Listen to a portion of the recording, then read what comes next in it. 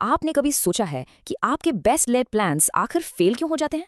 New year resolution से लेकर बड़ी बड़ी बिजनेस स्ट्रैटेजीज तक कहीं ना कहीं कुछ तो गड़बड़ हो ही जाती है। पर क्यों?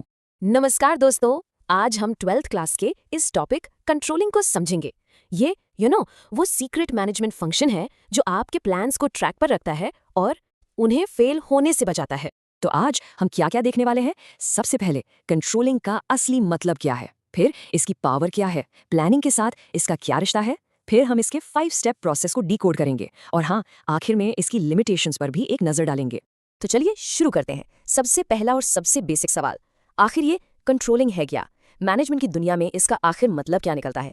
बिल्कुल आसान भाषा में समझे तो कंट्रोलिंग ये मेक श्योर करता है कि ऑर्गेनाइजेशन में सारे काम प्लान्स के हिसाब से ही हो रहे हों।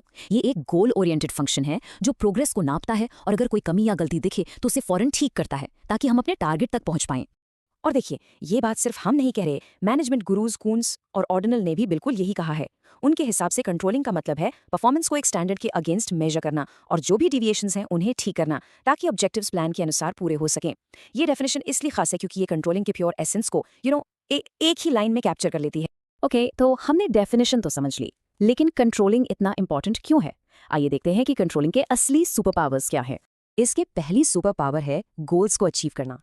कंट्रोलिंग रास्ते में आने वाली हर रुकावट को पहचानता है और आगे बढ़ने में मदद करता है।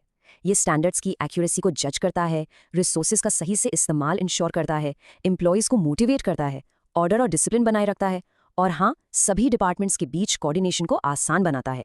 मैं आपको एक रियल स्टोरी सुनाता हूँ। एक इंपोर्ट एक्सपोर्ट कंपनी को शक हुआ कि उनके 2 एम्प्लॉयज उन्हें लूट रहे हैं। उन्होंने एक कंट्रोल सिस्टम, एक कंप्यूटर मॉनिटरिंग सॉफ्टवेयर इंस्टॉल किया। इस सॉफ्टवेयर ने उनकी हर की स्ट्रोक को रिकॉर्ड किया और पता चला कि वो एम्प्लॉयज कंपनी के ऑर्डर्स डिलीट करके पैसा सीधा अपनी जेब में डाल रहे थे। उनका $3 मिलियन का फ्रॉड पकड़ा गया, all thanks to a good control system. चलिए अब आगे बढ़ते हैं और देखते हैं मैनेजमेंट के 2 सबसे इंपॉर्टेंट फंक्शंस के बीच का रिश्ता, प्लानिंग और कंट्रोलिंग। ये राम लखन की जुड़वा जोड़ी जैसे हैं। बिल्कुल। देखिए, प्लानिंग जो है ना, वो प्रिस्क्रिप्टिव है। ये आगे देखता है और रास्ता तय करता है। प्लान बताता है कि हमें क्या करना है। वहीं कंट्रोलिंग इवैल्यूएटिव है। ये पीछे देखता है और चेक करता है कि हम सही रास्ते पर चले भी या नहीं। लेकिन अलग अलग होने के बावजूद ये एक दूसरे के बिना बिल्कुल अधूरे हैं। सोचो, प्लानिंग के बिना कंट्रोल का कोई मतलब ही नहीं है, क्योंकि अगर कोई प्लान ही नहीं है तो आप कंट्रोल क्या करोगे, राइट? और कंट्रोल के बिना प्लानिंग अंधी है। आपने प्लान तो बना लिया पर उसे चेक करने वाला कोई नहीं। इसलिए ये समझना जरूरी है कि ये दोनों हमेशा साथ साथ चलते हैं। तो अब जब हमने कंट्रोलिंग की इंपॉर्टेंस समझ ली है तो आगे बढ़ते हैं और देखते हैं कि मैनेजर्स इसे आखिर इंप्लीमेंट कैसे करते हैं।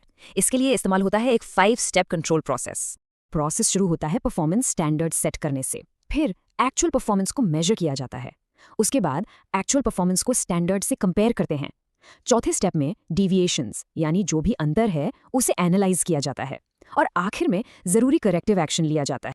अब ये जो चौथा स्टेप है, एनालाइजिंग डिविएशंस, इसको थोड़ा डिटेल में देखते हैं। यहाँ मैनेजर क्रिटिकल पॉइंट कंट्रोल का यूज करते हैं। मतलब हर छोटी मोटी चीज को कंट्रोल करने के बजाय सिर्फ की रिजल्ट एरियाज यानी जो सबसे इंपॉर्टेंट चीजें हैं उन पर फोकस करना। जैसे पोस्टल चार्जेस में 15% का इजाफा इतना क्रिटिकल नहीं है जितना कि लेबर कॉस्ट में 5% का इजाफा। सेंस बनाता है, राइट? इससे जुदा है मैनेजमेंट बाय एक्सेप्शन। इसका सिंपल सा नियम है, अगर आप सब कुछ कंट्रोल करने की कोशिश करेंगे तो आप एक्चुअली कुछ भी कंट्रोल नहीं कर पाएंगे। इसलिए मैनेजर्स को सिर्फ उन्हीं प्रॉब्लम्स पर फोकस करना चाहिए जो बेहद जरूरी हैं और परमिसिबल लिमिट से बाहर जा रही हैं।